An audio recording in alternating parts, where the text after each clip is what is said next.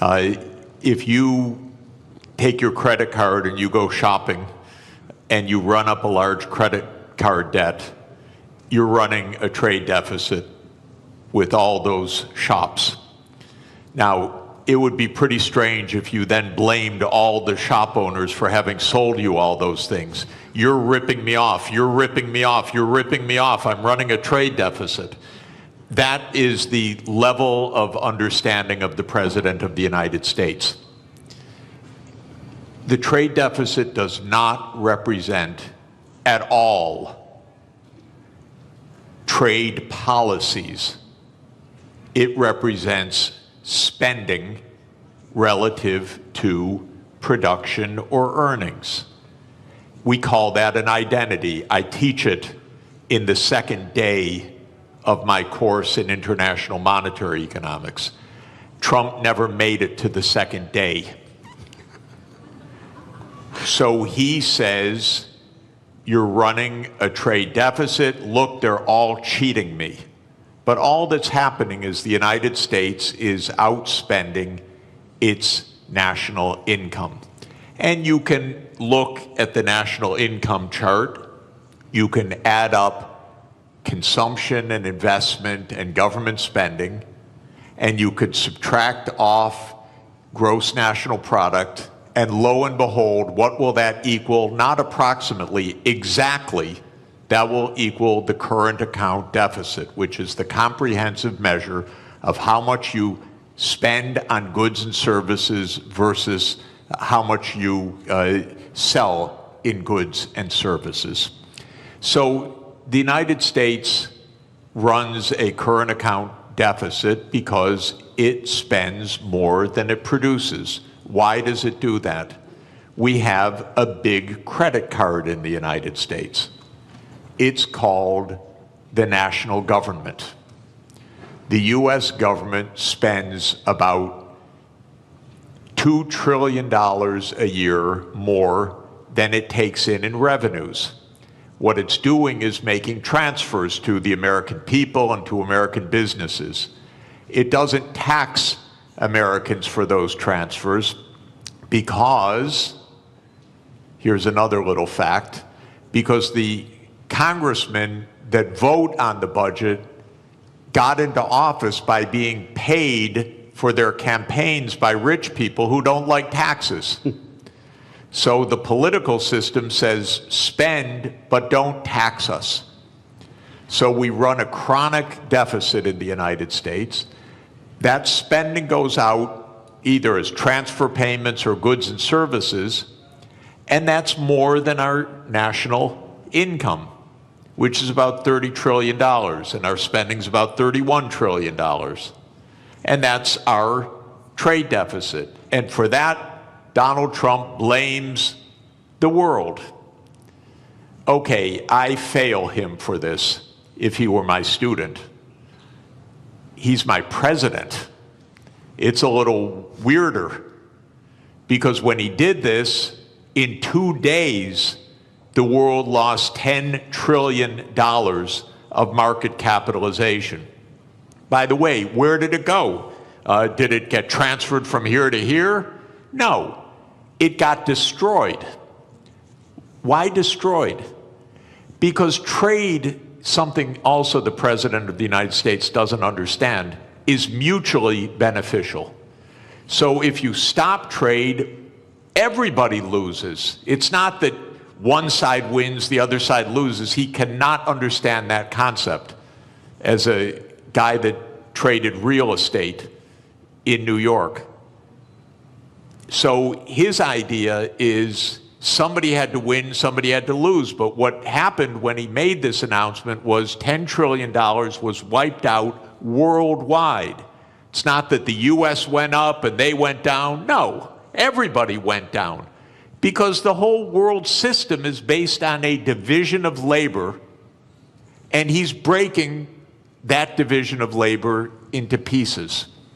So then people said, this doesn't make sense. Even the very rich people that gave him the money for him to get into office started saying this doesn't make sense. The hedge fund managers who were his big campaign contributors. Elon Musk, who paid for his election, became prime minister. He said this doesn't make sense. And then the markets said this doesn't make sense. Not only $10 trillion, but as the finance minister said, interest rates started to rise because people began to dump U.S. Treasury debt. The safest thing in the world, apparently. So, interesting what happened. It's not quite true that he reversed things. First, he left on this 10% tariff, except for one country, for China, 145% where he on raised products. the tariff rates. That's because the United States has a deep, neurotic attachment to China. The U.S. political system hates China. Why? Because China's big and successful. And so that the U.S. hates.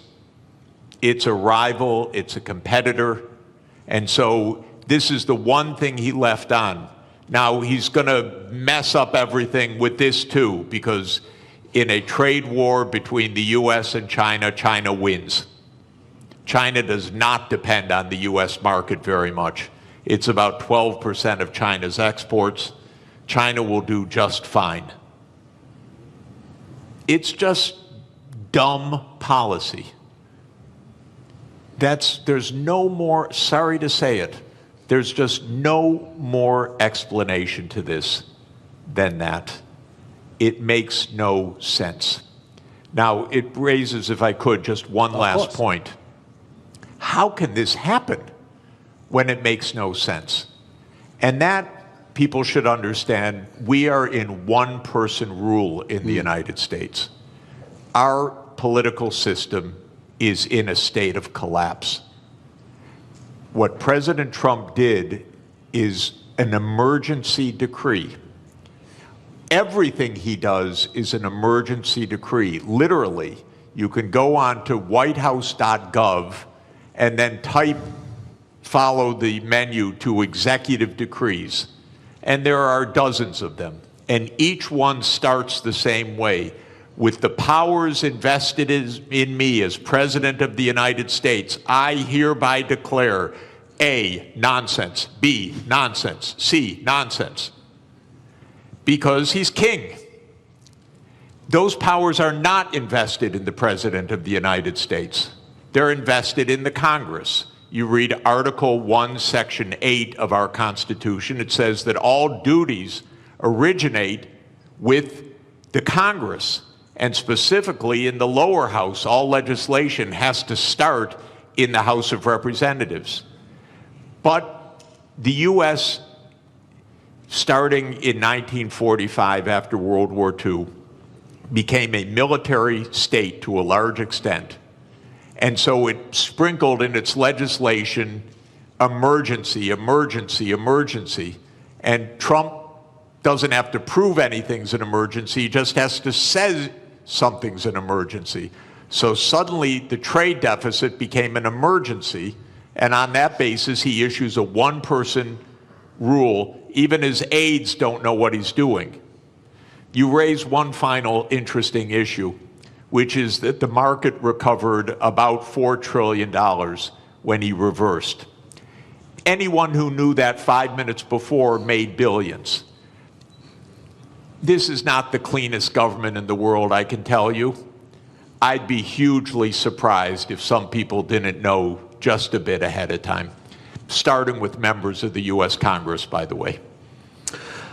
Look, we'll get into the more general issues about protectionism and the end of globalization, question mark, in a minute. But I think what's happening and the directives coming from the White House is such a perfect example of what this panel is about. I'd just like to stay on this just for a few more minutes.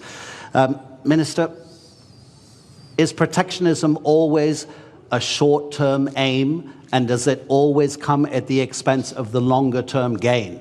Donald Trump hasn't said it in public, but apparently in private, during his first term, he was asked about the problem of the US national debt. And his answer was, I don't care because I'll be dead by the time it's a problem. And apparently that's also his approach to the climate crisis. So is this protectionism coming from the White House, a short-term fix which is going to hurt America in the longer term in terms of how it grows?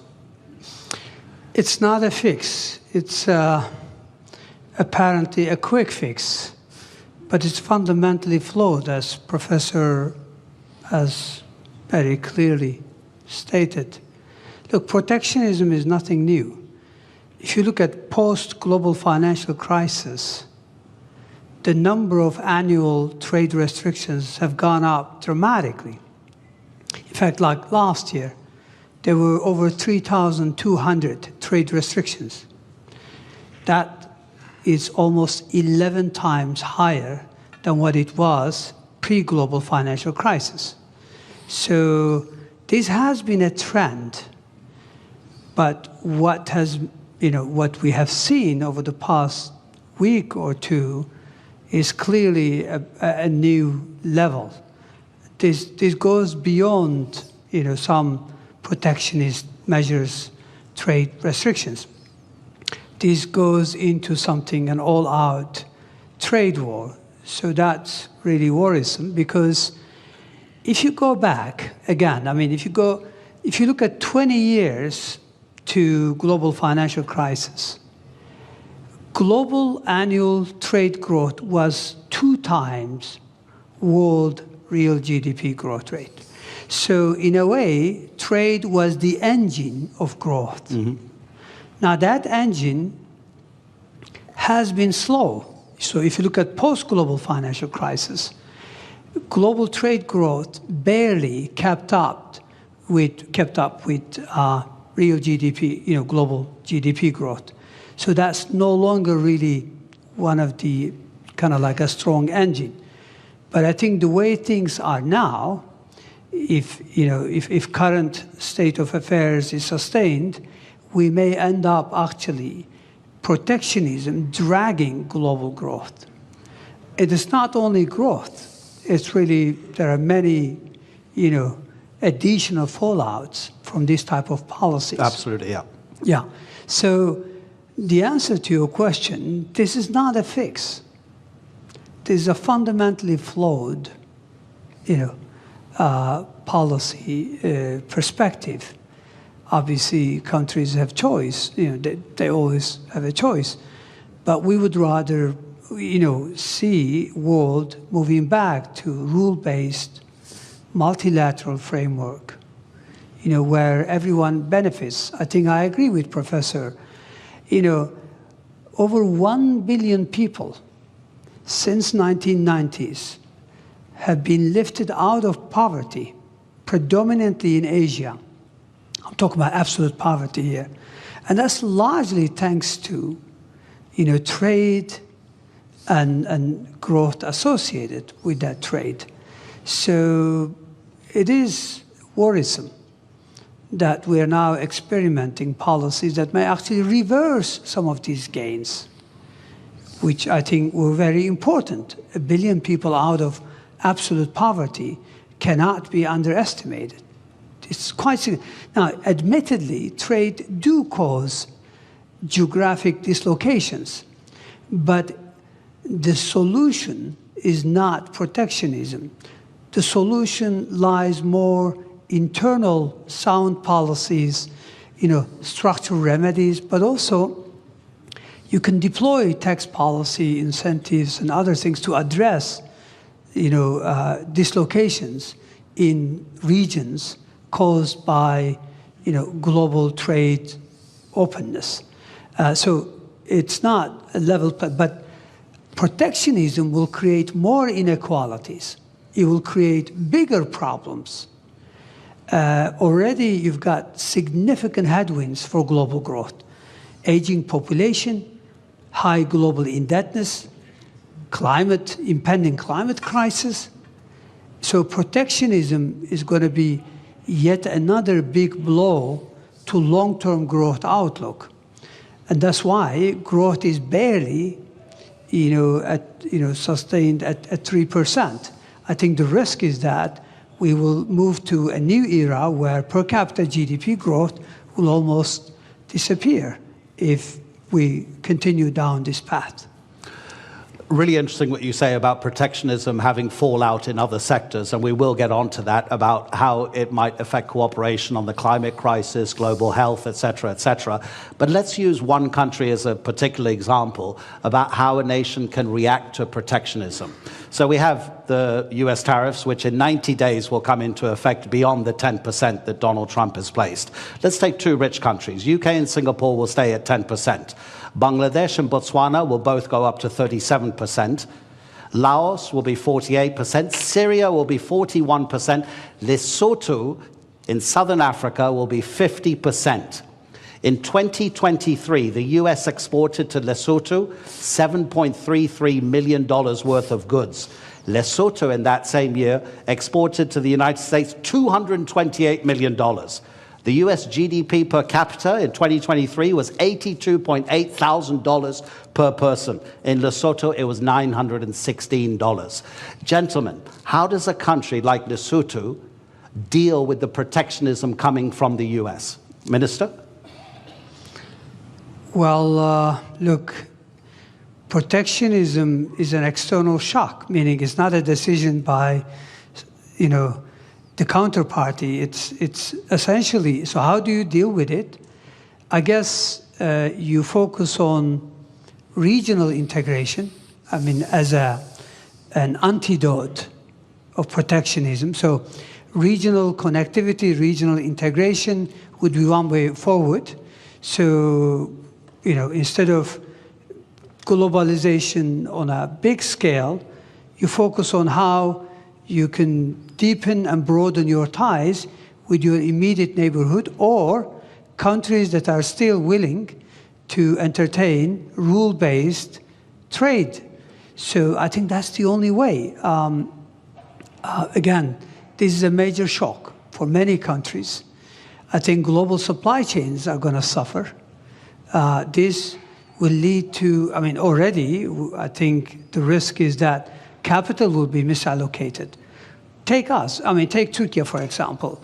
We are the world's second largest of white goods exporter. We need chips, basic ones, nothing sophisticated. We're not talking about 4 nanometers. We're talking about 30, 40, 70 nanometers.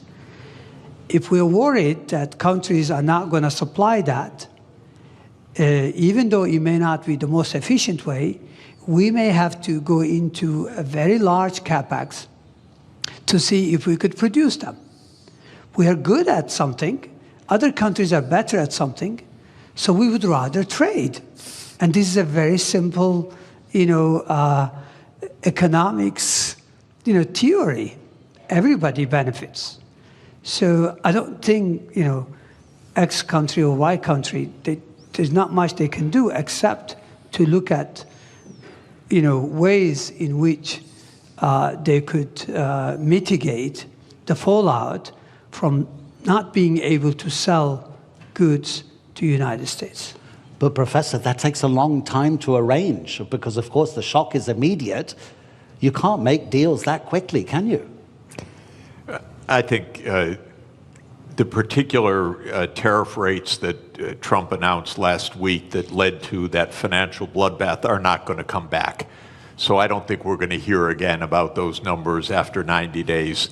90 days in U.S. time now is infinity. It's eternity. We'll never hear those numbers again. Where did those numbers come from? Something, again, so stupid you can't believe that any country would do this. But the idea is the following. As I said, if you want to know what your trade balance is, you earn some income, so you sell some services to somebody, and you buy things. And if you spend what you earn, you're in trade balance. Technically, you're in current account balance. Now, most of us, I work for one employer, my university, So I run a big trade surplus with my university, and then I run a pretty big trade deficit with the grocery store that we buy our groceries from, and if I have to buy shoes, I run a trade deficit with the shoe store, and so forth. Trump's idea, just to add to the craziness of it, is that you should run a trade balance with everybody, not an overall trade balance, but a trade balance with everybody. So you should sell a little bit, you should work a little bit for your shoe store, you should work a little bit for your grocery store, you should go around anytime you want to shop, you trade something. I'll write you an essay if you'll sell me shoes. And you make your living somehow trying to balance your trade with all of your counterparts. Well, this is insane. This is why we have a market economy. You don't have to have balance with every transaction that you do with somebody. But what Trump said was, oh, Lesotho, they sell us more than we buy from them. So they're cheating us. That's literally what he said. Literally what he said. Okay, is it completely delusional or rhetoric? It's delusional, okay? Just so you know. It's weird.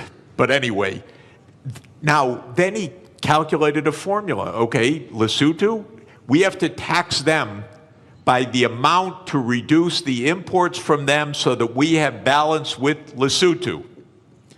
And then they made some absolutely stupid formula that you would not accept in a first year, third week class.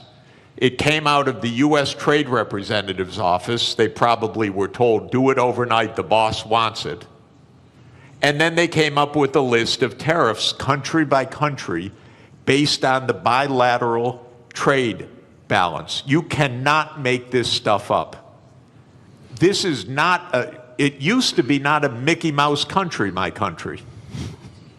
But this is Mickey Mouse. This is not, and I apologize to Mickey Mouse. He would not do this. Mickey Mouse is smarter than this. So we are in a crazy land, actually, with this. Now, it stopped for a moment. We'll never hear those numbers again. I don't know what we'll hear in 3 months. God help us, really. Because it probably won't have to do with trade. It'll have to do with something else.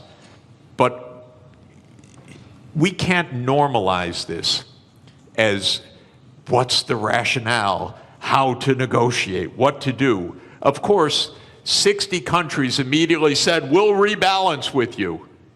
And the President of the United States literally used the language I'm about to use. I'm quoting him because otherwise I would never say this.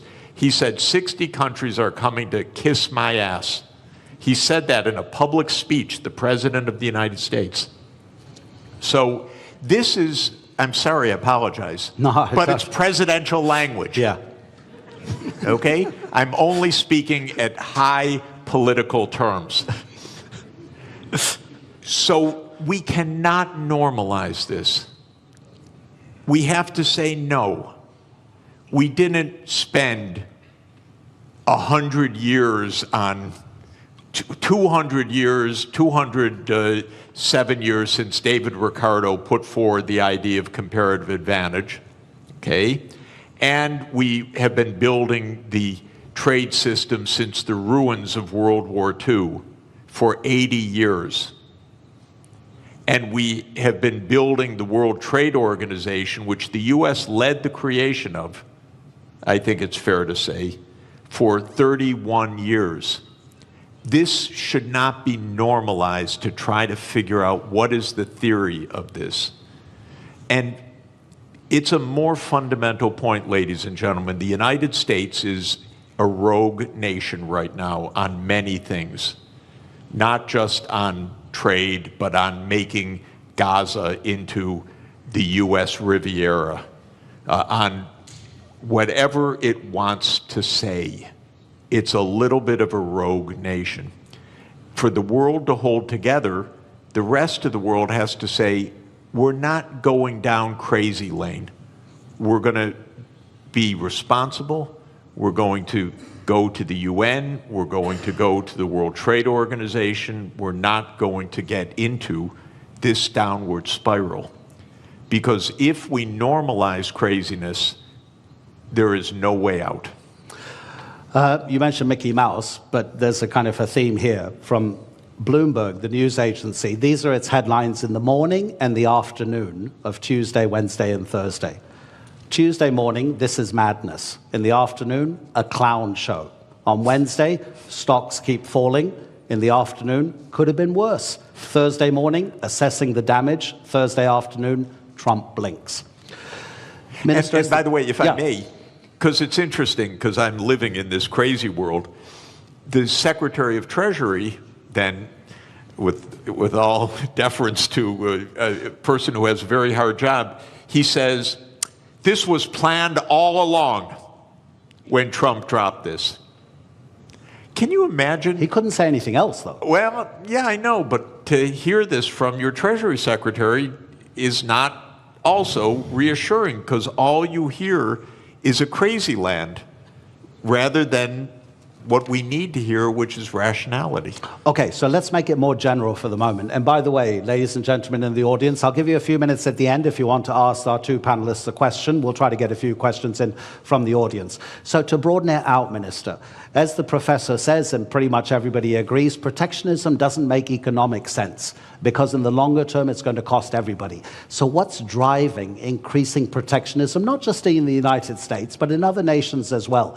Because if it doesn't make economic sense, does it mean it then becomes a political statement from the person imposing that protectionism to almost appear as like a nationalist moment to bring people towards that decision maker politically rather than economically?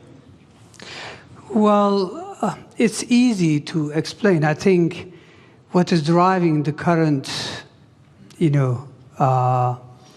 what seems like a fundamentally flawed policies is, first of all, let's set the scene. I mean, there's a geostrategic competition between China and the United States. We know that. China has what it takes to become a superpower because it has human capital, it has state-of-the-art infrastructure, and now it's catching up in technology. The United States considers itself as the hegemon power. So we know from history there's always been tensions between existing superpowers and emerging ones. It doesn't have to end this way, meaning in a trade war or any other wars, but it does in the past. I mean, history tells us that we more frequently see tensions rather than cooperation. So what lies behind this? Very simple. Go back to 20 years ago, roughly speaking. China accounts for about 8% of global manufacturing. Today, China accounts for more than 30% of global manufacturing. Who lost ground? United States, European Union, and Japan. United States clearly also sees this. Again, go back to 20 years ago and just visualize a world map. Which country commands as the main trading partner of the rest of the world? Maps are all over the place. Clearly, it was the United States 20 years ago. Today, it's China. Now, normally, the way you would respond, the way I would respond, is that, look, we need sound policies, structural reforms to regain ground. Instead, it looks like this rivalry, combined with lack of, obviously, clear understanding, is that it leads you to go after quick fixes. And quick fixes, which is also to do with populism, nationalism, is to blame others and is to present it in a simple fashion. The reality is you have to be more competitive. You have to invest in upskilling, reskilling your population. You have to invest in your infrastructure. And you have to, there's a lot of, there's a long list of homework. But those are politically difficult to deliver. They take time, and they're difficult. So structural policy has been lacking in most countries. And when you can't deliver structural transformation, then you go either you rely on monetary policy to fix things. Monetary policy in many parts of the developed world have been doing the heavy lifting over the last couple of decades in the face of difficulties. So my point here is that I think we know what drives it is losing ground. But how do you regain ground? Again, the sophisticated way would be to do the right thing and deliver on reforms. The easy way would be to blame everyone else and come up with high tariffs as a fix. Let's see. Okay, so protectionism is also not helping your friends to concentrate more on yourself rather than the outside world. We know that the drastic cuts to USAID, the Agency for International Development, has already or is going to cost lives. Myanmar's recent earthquake, the Americans have been for decades maybe the most important first responder, sending hundreds of rescue workers. They sent 3 administrators. They didn't send a single rescue worker. They laid off recently some people working for the federal government on the US nuclear program. They realized very quickly within a couple of days that it was actually a national security issue, so they were told to come back to their office. The office said, sorry, they've been excluded from their federal email, so we can't get in touch with them. So they couldn't re-employ them. Professor Sachs, when you were president of the Earth Institute at Columbia University, it focuses, I've got to read this from the notes. It focuses on sustainable development, this institute at Columbia, including research in climate change, geology, global health, economics, management, agriculture, ecosystems, urbanization, energy, water, everything that we need to live. So how does protectionism affect these kinds of relationships between one country and another country? Yeah, it's actually deglobalization. I want to answer that by continuing on with the brilliant explanation that the minister just gave about the hard stuff and the easy stuff. Yeah. So just to say, in American politics, the swing states in the presidential elections in the last 3 elections in particular have been the Midwestern states. So those are states like Michigan, Indiana, Illinois, Ohio, Pennsylvania, Wisconsin, Minnesota. These are states that can go either way. And those states did suffer a decline of employment in manufacturing, not only or even mainly because of trade, but also heavily because of automation over the last 40 years. I come from Detroit, which is Motor City, used to be, and I used to go when young on school field trips to see the assembly lines, and there were actually workers on the assembly line. But now if you go to an automotive plant, it's all robots, very, very few people inside. That's not because the jobs went overseas. In that case, that's because the assembly line itself became an automated phenomenon. So Trump is giving an answer to those swing states. It's China's fault. It's Mexico's fault. It's Lesotho's fault. What the minister said is really important, that when he said that trade benefits the economy, but it could hurt some sectors. And what you do is not stop the trade, but you make sure that you pull everyone along, maybe in a regional policy, or maybe in job reskilling, or maybe in some other kind of public investment or education policy. Here's where the U.S. really failed over the last 40 years. We let the inequalities widen and widen, partly because of automation, partly because jobs did go overseas, but for the right reason. They had comparative advantage in those jobs. Skilled people got better and better salaries. Lower skilled people had their living standards fall. The gap widened. By the way, not just the income gap, the life expectancy became 10 years or more. So many of our epidemics, so many of our social problems relate to this widening inequality. The United States political system didn't address it at all for 40 years.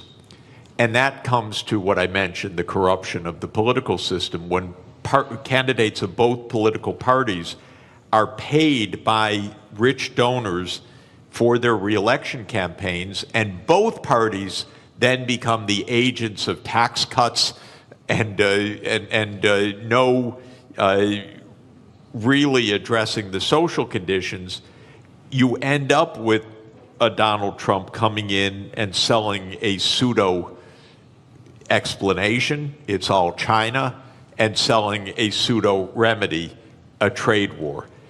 What the auto workers are going to learn right now is they're going to lose jobs by even the tariffs that have been put in place, because we need the intermediate parts brought in from elsewhere. Now they face higher costs, and the United States can't compete at all with Chinese electric vehicles. The United States has basically handed China the electric vehicle market for the next 20 years. So did Europe, by the way. Europe delayed the transformation to electric vehicles, said we produce great internal combustion engines, we're going to continue to do that.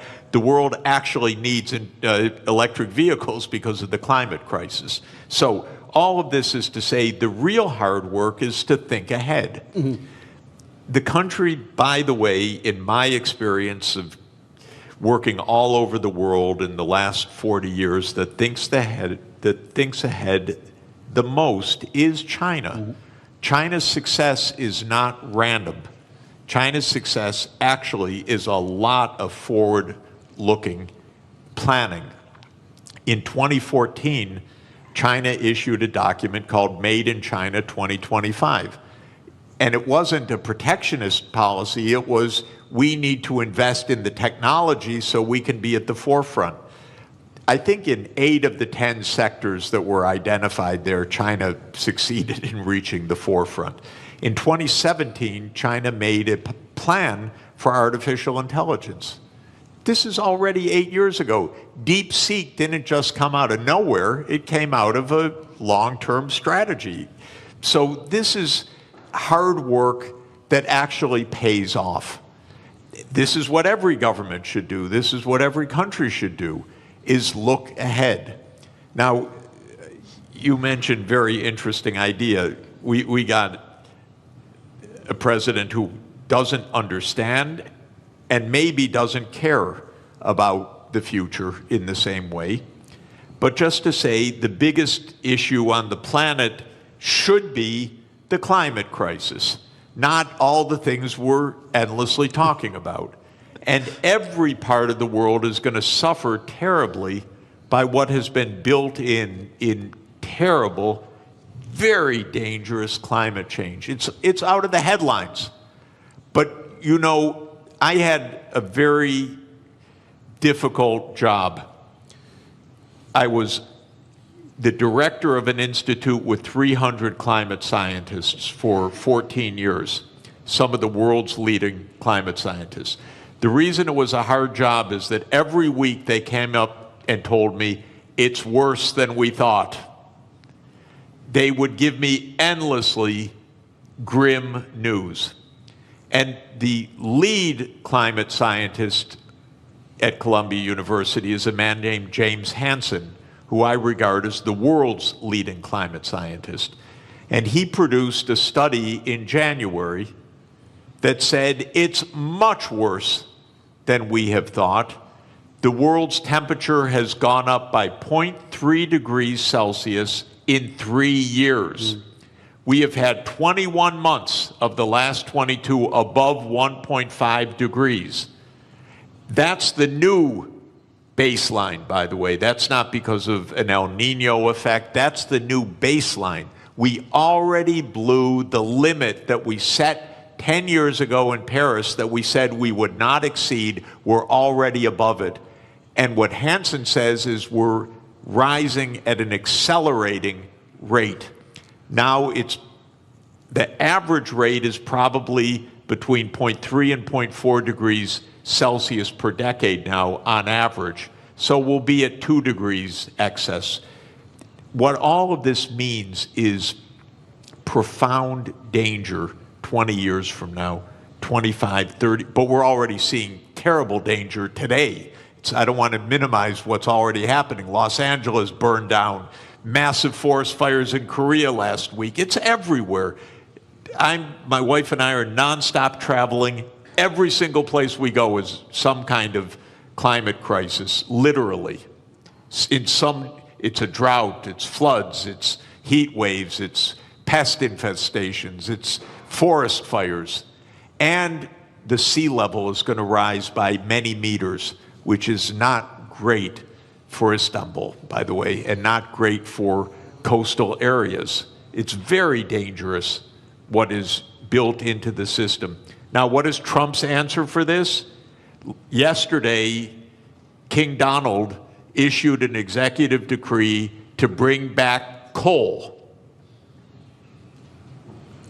It's willful destruction of well-being, willful. And that is, again, he pulled out of the Paris Agreement. What I'm hoping, ladies and gentlemen, is the other 192 members of the UN have to say, no, we're not entering a crazy land. We're going to take care of our future. Right now, I live in a crazy land. But the rest of the world has to avoid the crazy land, has to avoid normalizing this. I don't know if any of you saw it during the height of the coronavirus pandemic. An Australian artist, cartoonist, drew a cartoon which had the first tidal wave, kind of a tsunami of economic recession. There was a bigger tidal wave tsunami behind it, which was COVID-19, and then a huge one over both of them, which was the climate crisis. So get ready, I'll give you a chance to ask a few questions, but I just wanted to address one final issue to the minister. And I was getting a bit depressed, Professor, when you were talking about that. I tell my kids since they were born, they're now 21 and 19, live anywhere you want in the world, but don't live near the coast or near a river. The professor is saying that the climate crisis is going to be one of, probably, I'm kind of, putting words into your mouth, Professor, that deglobalization, if it becomes more and more of a popular sentiment and policy, the climate crisis will be affected because of a lack of cooperation through deglobalization. Minister, what other big dangers do you see if the trend of deglobalization gathers pace? Well, as I mentioned earlier, in addition to the impending climate crisis, which could have a devastating impact on the future of humanity, I think we are faced with significant headwinds that already exist, but some of them could become more complicated. One of them is high global indebtedness. Mm-hmm. If protectionism clearly goes the way it is today, meaning if we really go into these trade wars, and if this leads to higher inflation, even for a couple of years, if that's the case, then that means long-term interest rates are likely to rise. And if that is so, then many countries are already struggling to manage their debt service. Global indebtedness, if you look at it, overall indebtedness was 328% last year. 328% of GDP. Yeah. This is huge. When interest rates are very low, no big deal. But when rates go up, clearly that's a big issue. I mean, look at the Turkish scene. Yes, we've had a domestic domestic issue that led to some market turbulence. But what happened post-April 2, CDS have gone through the roof. CDS are country risk premium. Our external bond yields, 10-year, 5-year, they all gone up significantly on the back of these tariffs. I think there are already many countries, according to UN, that pay more on interest on that than what they are able to earmark for education and healthcare combined. So I think we already have issues such as indebtedness that the current trend could exacerbate. Aging population already could create huge constraints on public finances going forward. So those are some of the additional headwinds that exist that could actually serve as speed limit or a drag on growth. So I think the world, and I agree with Professor that the world has to, rather than going down this path, we need to cooperate more. We need to work more closely on climate change, on how to address other problems, because protectionism will also lead to probably global inequalities. If you don't allow AI chips to be freely available to everyone, clearly that's a big issue, because then many countries will be left behind in terms of tapping this AI that has immense potential to boost productivity. Protectionism is not limited to trade of goods and service. It's now associated with financial flows, with diffusion of technologies through FDI. So clearly, I think we'll be worse off unless we cooperate, unless we return to multilateralism. But sadly, right now, it's all about shift to minilateralism. A few countries getting together, but that's not enough. I think issues are too big for few countries to address. I think the rest of the world should come together. So yes, there are significant challenges. When you mentioned aging population, I have a good example from Europe that only 2 countries on the entire continent are having enough babies to sustain their population level. That's Ireland and Portugal. So you imagine the pressure on the taxation system and the spending on those other countries that are not sustaining their population levels and are just getting older and older and older. Okay, let me look at the back as well if anybody has any questions. We've got about 7 minutes left. And please, make it a question, not a lecture, because if it's a lecture, I'll have to stop you. Gentleman over there and gentleman over here. Okay, please introduce, there's a microphone. Thank you very much. Doesn't work? Yeah, it does work.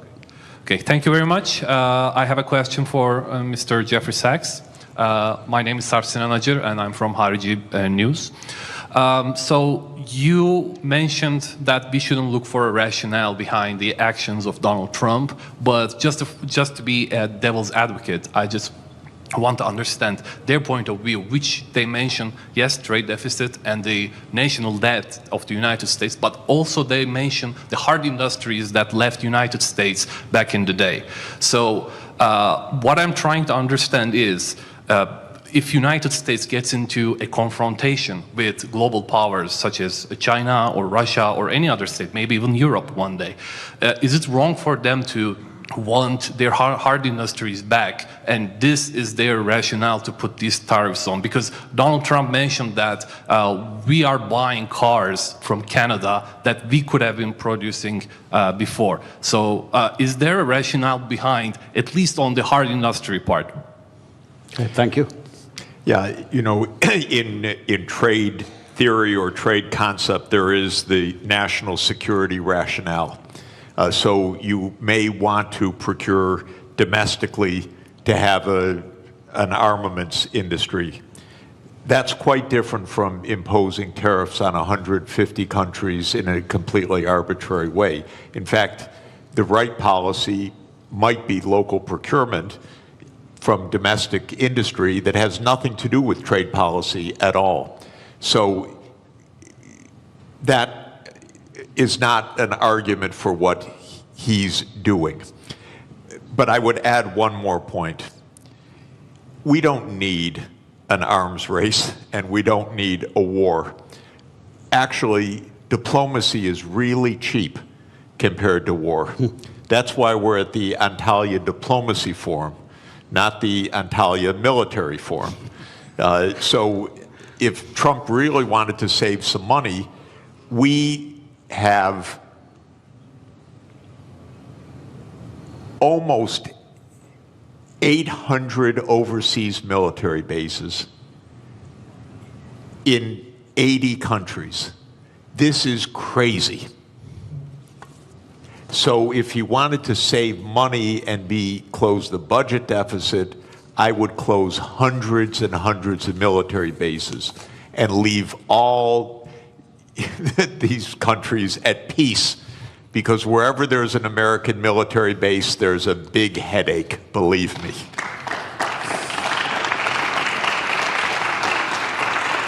Sir, okay, is your question to the finance minister?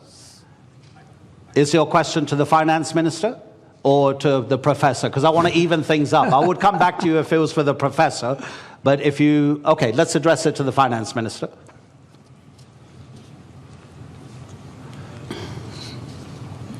One, two.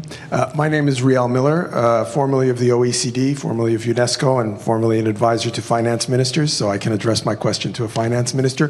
One of the things that's tremendously tempting, and it was really in part of what the last question was about, was the hard industries, right? So now let's go back to being an extractive economy. Coal mining, in Canada, I'm Canadian originally, beaver skins, right, that we sent over. So resources, right? Now, we have seen in the past, historically, when there was a move from natural resources to manufacturing, it was quite difficult for the society and the politics to change because the oligarchs of resources were not the oligarchs of manufacturing.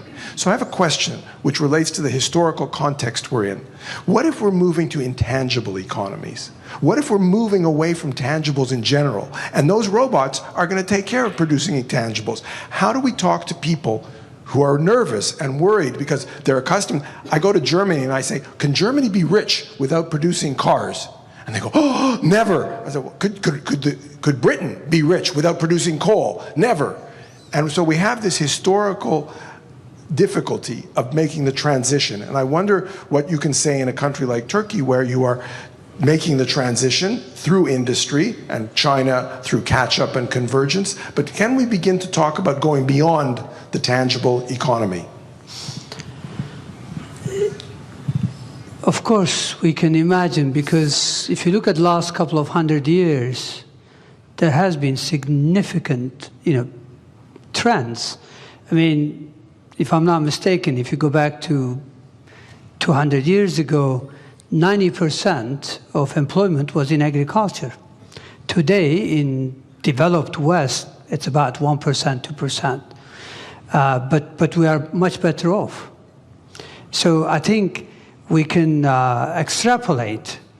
It's true that we may achieve artificial general intelligence soon, meaning within a year or two, and according to experts, maybe artificial superintelligence within 5 years. And assuming that also gets converted in robotics and advanced manufacturing, chances are the traditional employment will no longer be there. So we have to come up with obvious. So that's why I think, it seems like today's debate, considering what is ahead of us, a bit outdated. So I hear what you're asking, and it's really complicated. We all have to think. I remember attending Global Economic Symposium in Kiel back in 2007. And one of the sessions, because I was finance minister and treasury, they put me in that session, in that panel, and the question was, when do we start taxing robots? So, look, yes, I do see that happening. I don't have the answer, but certainly we have to think about it. It'll be interesting to know if a robot will need a work permit as well, right? Okay, that's it. The time is up, ladies and gentlemen. It was always going to be too brief with these two particular gentlemen.